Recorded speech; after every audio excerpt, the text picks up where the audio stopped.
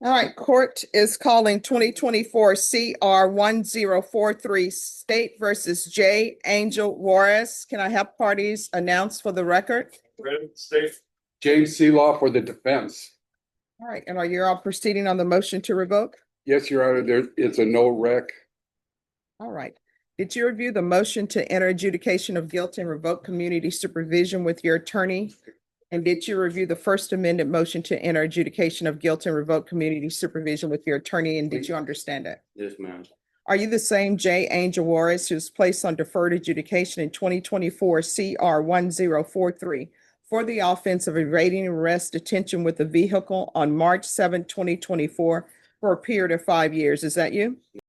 Friday morning, San Antonio, Texas. Bexar County Criminal District Court. A judge takes the bench and begins calling names off a docket that runs 4 pages long. All right, everyone, I'm going to call the docket. When I call the docket, you need to stand and let me know you're here. Otherwise, I'm going to assume you're not here and a warrant may be issued for your arrest. Rodriguez, custody. Mark Anthony Guerrera. Christine Marino. Simon Acosta. He's by Zoom. Jose Trujillo. Here you are. Thank you. Adam Cruz, custody. Jessica Navarro. Veronica Valenzuela, custody. Long. The courtroom smells like coffee and recycled air. Attorneys shuffle papers. Defendants stand when their names are called. All right, everyone, these are the rules of the court. Number one, we're recessing at 11. And anybody who has not concluded their business by 11, you're coming back in the afternoon. There's no reason to rush towards the coordinator and say, hey, can I come back on another day, attorneys? Because the answer is going to be no. Norma, the answer is going to be no. Don't ask me if they can come back on another day because we're here at 9. We're recessing at 11. We're coming back at 1:30. The end. If you have spoken with your client, conferred with the state, then you're ready to approach me. If you have not done those things, you're not ready to approach me. If your client is on probation, if your client is thinking of having probation, you need to confer with the probation officer who is here. Ms. Abrams, can you raise your hand? So, thank you. It's Friday Eve. Some are in custody, brought in through a side door in orange jumpsuits. Some appear by Zoom, their faces pixelated on a monitor at the front of the room. One man appears on that monitor and is told, within 90 seconds, that nothing on the docket actually applies to him anymore. Hello. So they're telling me that all of your cases have been closed. All of my cases? That's what they're telling me. Does he have any misdemeanor case that's open? Nothing that. So they're telling me you have nothing pending. Is the felony case still open or is it closed as well? That's both. They're telling me that all of your cases are closed. Okay, okay. Hold on. Do you have a bondsman? Yes, ma'am. All right. If you want to, you can contact your bondsman, but the clerks are telling me that all of your cases are closed. Every case bearing his name has been closed. He does not need to be here. The judge tells him to call his bondsman and log off. There are no open cases. So that's the record. The person who took the record is Cindy from the 187th. So if something pops up and you need it, she will have it. Okay. And if you Thank want you. to come by the court to pick up that record, you're more than welcome to do so. Yes, ma'am. All right. And call your bondsman if you think your bondsman thinks you have a case, okay? Okay, ma'am. Thank you. All right, you're welcome. Bye-bye. What has he done since he's been on probation? That's the question. He's done everything else, hasn't he? No, Judge, Oh. may I? Yes. Oh, I'm sorry. Judge, Mr. Juarez was reporting regularly upon being granted in 2024. He was reporting as instructed. He was submitting all of his UAs. The very first UA, as the court was aware, I believe, when he was granted probation, he was said that he would be positive for marijuana. All of the subsequent ones were negative. He has not completed his aggressive driving course or his GED, but he expressed to me that he does want to complete those. He's paid a total of $55 toward his fees. There is a large amount of restitution that he needs to work on, Judge. $5. He had failed to report in December, January, February, and March. He had picked up new charges, evading on foot and failure to identify, meaning he ran from a police officer and then either gave a false name or refused to give one at all. His probation officer stood before the court and explained that he had been doing everything else correctly for a while. His drug tests were clean after the first one. He was not a bad person making bad choices every day. He was a young person who stopped doing the right thing and then could not explain why in a way that satisfied anyone, including himself. The judge asked him what he had been doing with his life for 2 years. He said he had a job under the table. He said his ID was stolen. He said his phone was stolen, which was why he lost. Stolen. Back in the day, we didn't have phones. So what does not having a phone have to do with anything? How is not having a phone related to you not getting your GED?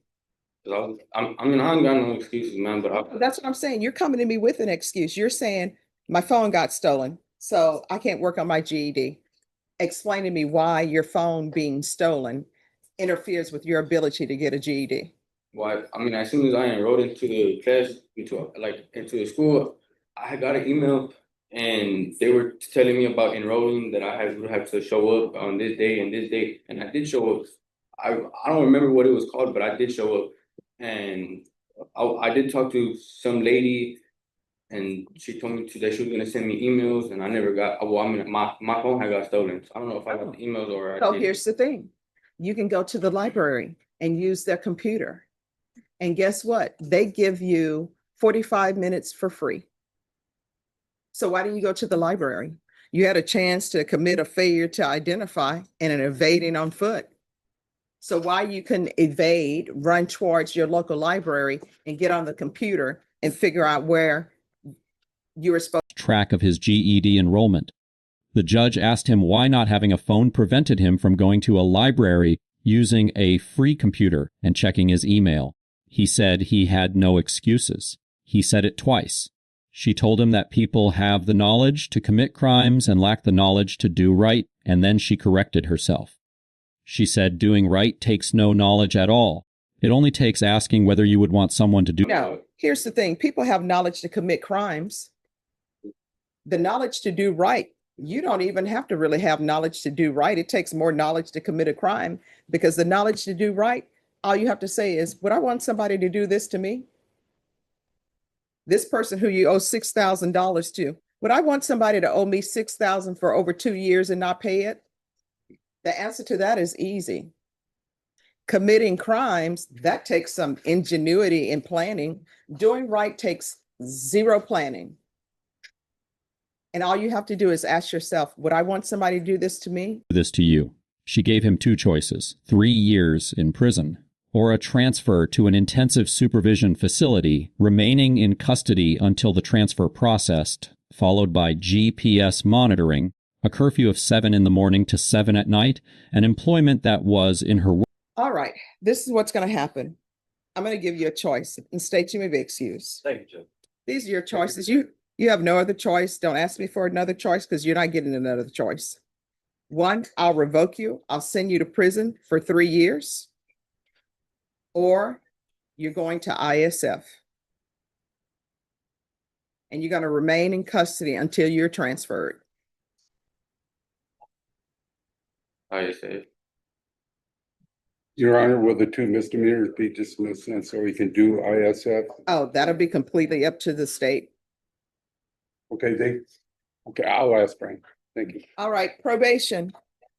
On this is what the court is going to do. 4 and 4 are true. The court will deny the motion, alter and amend conditions. to ISF, and he's to remain in custody until transfer.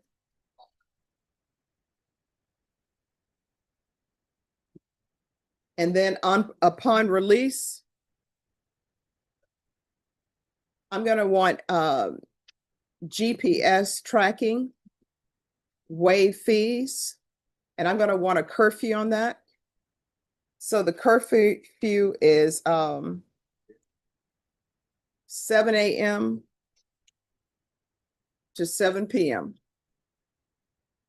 And the only exception will be for employment. And that needs to be employment over the table. Do you understand? Words over the table. He chose the ISF. To 7 p.m. And the only exception will be for employment. And that needs to be employment over the table. Do you understand? His attorney immediately asked whether the 2 pending misdemeanors would be dismissed. The judge said that was entirely up to the state. Then someone in the courtroom noted that those misdemeanors had to be dismissed for the ISF program to accept him. Without that, he would be in legal limbo, ineligible for the program he had just chosen as his alternative to prison. The total amount of restitution. Thank you. Thank you very much, Judge. Thank I'll you. talk to Brandon about dismissing the other 2. All right. Because I thought they had to be dismissed in order for him to No, be in they that do. program. They do. If they're not, he's going to be in limbo. He owed to the person his original offense harmed sat at $6,399.22. He had been on probation for roughly 2 years. He had paid $55. That works out to approximately. So basically, he hasn't done anything.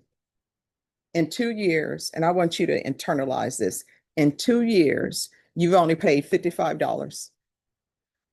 What have you been doing with your life in 2 years? I don't have no excuses, but I did have a job, but it was under the table.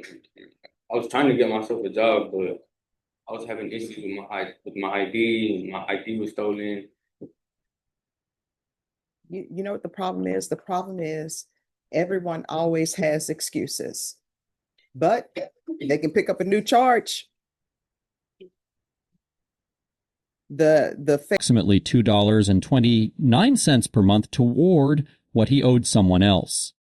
Julian Ray Cortez came before the same judge the same morning. His case was from 2018, tampering with evidence. He was placed on deferred adjudication for 3 years, later extended. By 2021, he had completed 19 clean drug tests out of 22. Then he missed that between the time that he was placed on probation until 2021, he disappeared in 2021. Mhm. He underwent 22 drug screenings. Mhm. For the first 19 of those, he was negative. Mhm. It does seem that, as you can see from the MTR, Mhm. that he didn't appear for 2 of them. Mhm. And I offer that in that, and I don't know if the court has a court summary, but there was a point in time where he was doing well. Mhm. But my concern is your concern. There is a sense that he may have been engaged in reusing, which resulted in him just kind of disappearing. But I just wanted to point out to the court that he was, at some point in his life while on probation, he was doing extraordinarily well. All right. So, Mr. the test. A warrant was issued. He was given a chance to come in voluntarily and did not take it. His attorney told the court that for the last several years, Cortez had simply been staying home with his mother, not working, not getting arrested for anything new, not contacting the court. His probation had expired while he was on the run from it. The judge gave him a choice between 2 years in prison or 2 years of regular probation with a full substance abuse evaluation, inpatient treatment if the evaluation recommended it, gang evaluation, 200 hours of community service, and a GED requirement with hours deducted for completing sober support meetings. He chose. But his probation has expired. And I think that's why we're in this position right now, Judge. All right. Well, I'll give you 2 choices. These are your only choices. 1, I'll revoke you, sentence you to 2 years, or 2, I'll find him guilty and place him on regular probation with an underline of 2 years. Probation. Luis Cano entered a no contest plea to possession of a controlled substance, 1 to 4 grams, a third-degree felony in Texas. He has Client. No, he has no criminal history. I think he'll do well. All right, on my docket, it says that he has an ICE hold. Does he have an ICE hold? He has an ICE hold. Okay. All right. This is what the court will do. Court will sentence you to 3 years deferred adjudication. There's regular reporting by Zoom or in person, regular UAs, proof of employment within 45 days, no employment as a home health care provider or with minors, 100 hours of community service restitution. There's to be no driving without proof of a valid driver's license and insurance. That needs to be provided to probation. Field visits 1 time per month for 4 months. There's to be no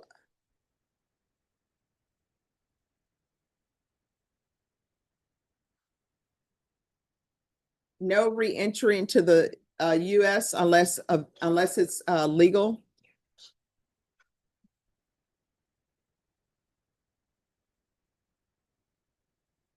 an immigration hold. The judge sentenced him to 3 years of deferred adjudication and told him there was to be no reentry into the United States unless it was legal. She said it plainly and moved on. Cano's attorney said his client had no criminal history and would do well. Domingo Villa had been on deferred adjudication for aggravated assault with a deadly weapon when he picked up a new assault charge. All right. Court is calling 2024 CR 012063 State versus Domingo Javier Villa. Can I have parties announced? Ashley Jones for the state. Eric Hernandez for the defendant, Mr. Villa. And are you Mr. Villa? All right, did you review the document entitled Motion to Enter Adjudication of Guilt and Revoke Community Supervision with your attorney? Did you understand it? Yes. Are you the same Domingo Javier Villa who was placed on deferred adjudication in 2024 CR 012063 for the offense of aggravated assault with a deadly weapon on June 3rd, 2024 for a period of 3 years? Is that you? Yes. All right, state? Yes, violation of condition number 1 on or about 5th day of April 2026 in Bexar County, Texas.